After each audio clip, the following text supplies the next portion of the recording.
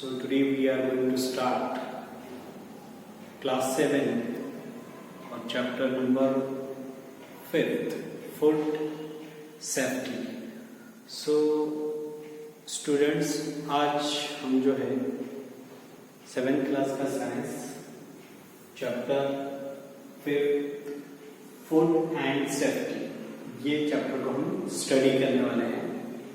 तो चलिए चैप्टर की तरफ। आपके पास टेक्स्ट बुक है, टेक्स्ट बुक में भी आप देख सकते हैं। तो जिसके अंदर पेज नंबर 34 पर फूड एंड सेफ्टी ये चैप्टर है, ठीक है। लेट्स रिकॉल कंप्लीट द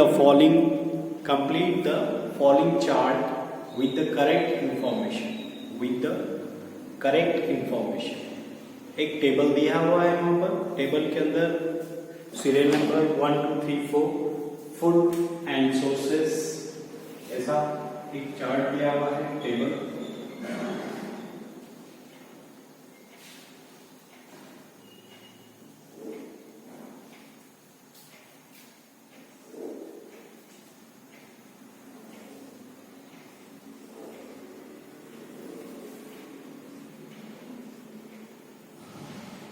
जहां पे ये सीरियल नंबर है यहाँ पे, ओके। एंड देन उसके बाद इस जगह पे यहाँ पे food and source, food oblique sources,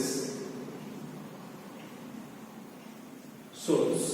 इसके बाद न्यूट्रिएंट्स ऑब्टेन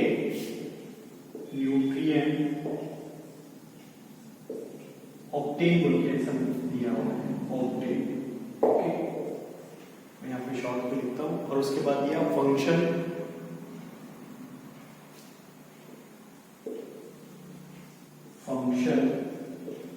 इन बॉडी, ठीक है। तो इस तरह से यहाँ पे टेबल के अंदर दिया हुआ है पहला सीरियल नंबर 1 2 3 और 4। तो यहाँ पे सब में पहले दिया हुआ है जो ज्वार, व्हीट, मिलेट जिसको बाजरा बोलते हैं अपन, उसके बाद राइस, ऐसे एग्जाम्पल है। और वो एग्जाम्पल किसमें से, यानी इसके अंदर से ज्वार, व्हीट, मिलेट इसको बाजरा बोलेंगे, राइस, इसमें से कौन से न्यूट्रिएंट पाए जाते हैं, न्यूट्रिएंट, ओके। जैसे यहाँ पे बताया मैंने कि ज्वार है, आप टेक्स्ट बुक में देख सकते हैं, jowar, wheat, millet and rice, okay. और सेकंड में दिया हुआ है बीन्स एंड पल्सेस, ओके। और थर्ड में दिया हुआ है ऑयल, घी, ओके। और थर्ड में दिया हुआ है फ्रूट्स एंड वेजिटेबल, फ्रूट्स और वेजिटेबल, और जहां से ये न्यूट्रिएंट ऑब्टेन होते हैं, फ्रूट्स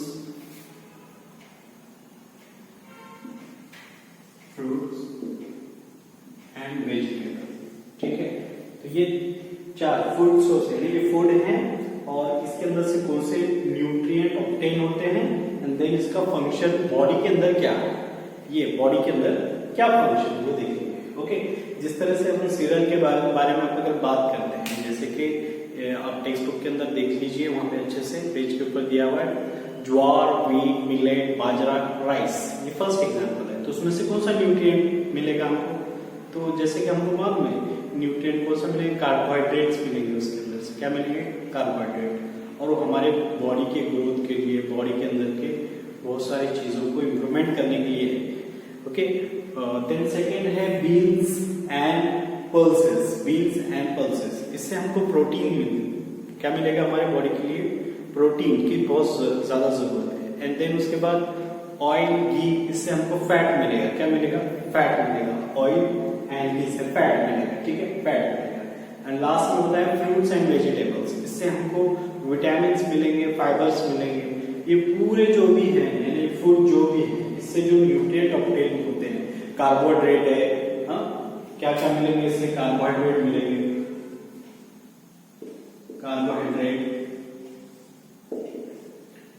उसके बाद प्रोटीन्स मिलेंगे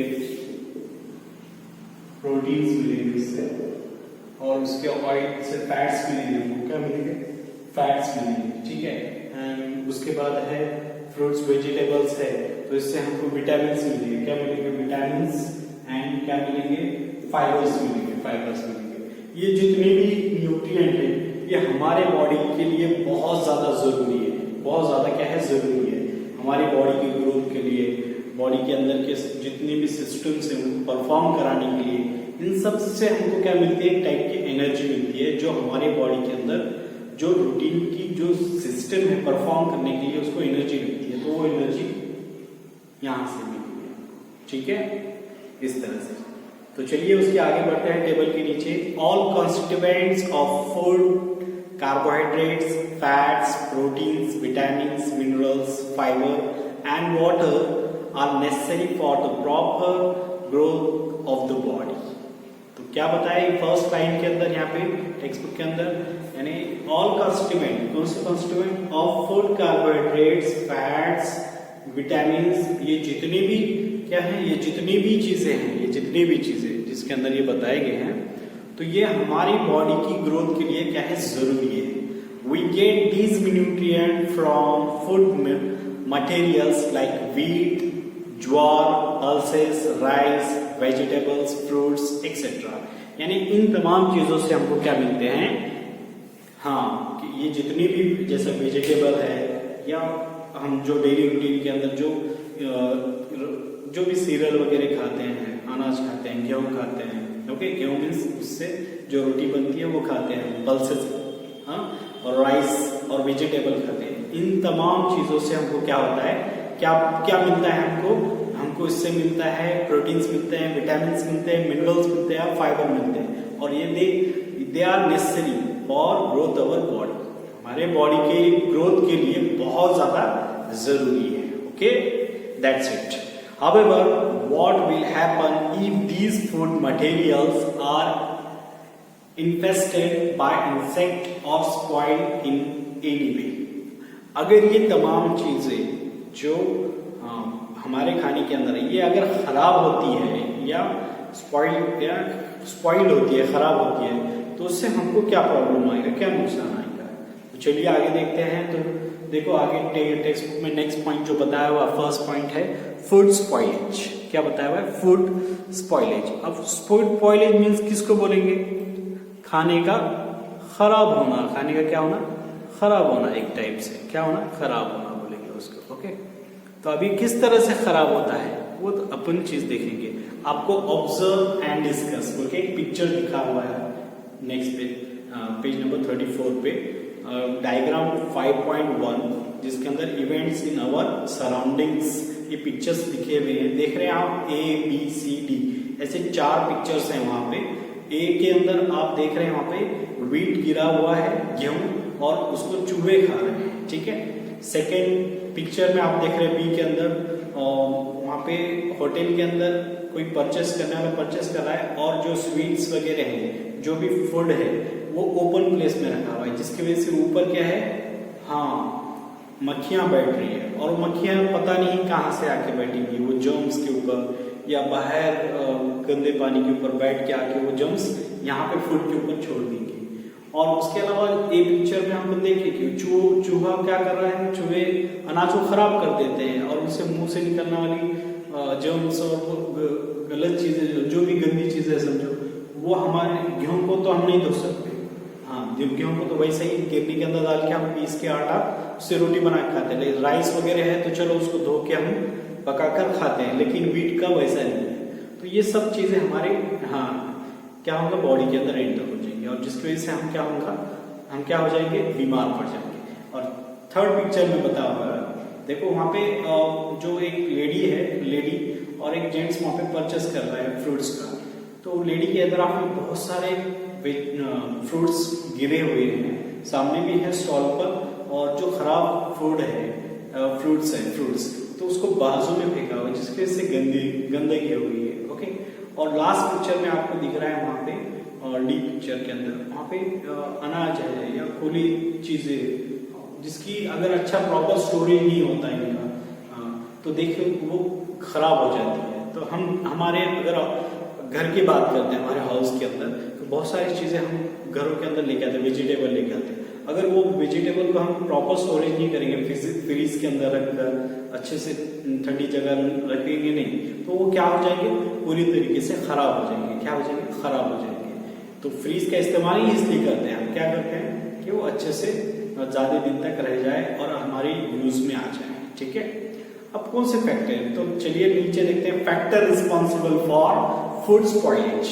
कौन से फैक्टर हैं जो खाने को खराब कर देते हैं, फ्रूट्स को, वेजिटेबल्स को, व्हाटएवर इज देयर, जो हमारे खाने की जो चीजें उनको कौन सी चीजें जो खराब कर देते हैं। देखो, समटाइम्स फ्रूट्स और there skins turn black.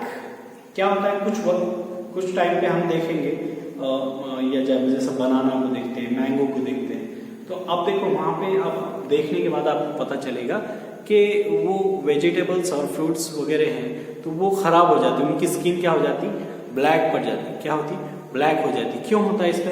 Some food stuff give out a foul और बैड ऑडर। कुछ क्या होते हैं फूड, स्मेल उनसे क्या होती है, गंदी स्मेल आना स्टार्ट होती है, जैसे कि स्पॉइल हो जाता, पूरा खराब हो जाता खाना। Such food stuff are not suitable for us to eat sometimes, और वो खाना हमारे खाने लायक नहीं रहता है। Okay, then naturally available food materials are spoiled by wrong handling as when they are overcooked और इम्प्रॉपरली स्टोर्ड। ओके, बाज़ मर्तबा क्या होता है, क्या बताएं यहाँ पे, बाज़ मर्तबा क्या होता है, अगर उसको अच्छे से हैंडल नहीं करे, अच्छे से पकाए नहीं या ज्यादा पकाए तो वो खराब हो जाता है। एक तो ये है, या उसको अच्छे से बनाए नहीं तो वो क्या हो जाता है, पूरी तरीके से खराब भी हो जाता है। Okay, that's it.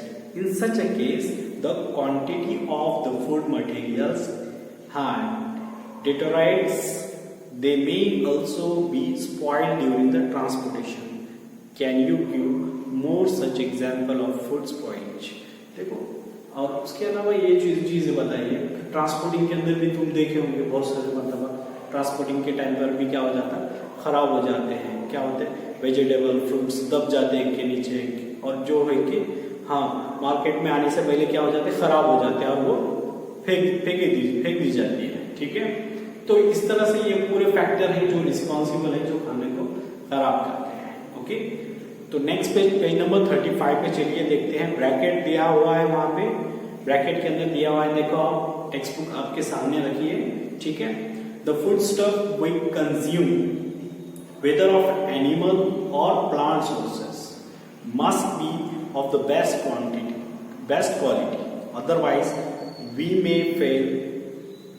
may fall prey to diseases or illness. Food is said to be spoiled if there is change in its color, odor, texture, quality, taste and their loss of the nutrient content. तो food जो consume कर रहे हैं हम, food जो भी है, जो वेजिटेबल है, फ्रूट्स है, या जो भी हम फूड हम कंज्यूम कर रहे हैं, यानी रख रहे हैं घर के अंदर, तो उसको अच्छे से सेव करके रखना, या कोई भी एनिमल भी हो सकता है, प्लांट भी हो सकता है। तो ये अगर बेस्ट क्वालिटी है, अगर बेस्ट क्वालिटी के अंदर उसको अच्छे से इसमें स्टोर करके रखते हैं, अगर स्टोर करके नहीं रखते हम तो क्या होगा उस जगह पे, फिर we may fall prey to diseases और इलनेस, और वैसा खराब खाना हमारे खाने में आएगा तो फिर क्या हो जाता है, हम बीमार पड़ जाते हैं, और जिसकी वजह से बहुत सारी बीमारियां और हमारे अंदर इलनेस और वीकनेस पैदा करती है। ओके, इसीलिए अच्छा खाना, हेल्थी फूड का खाना जरूरी है।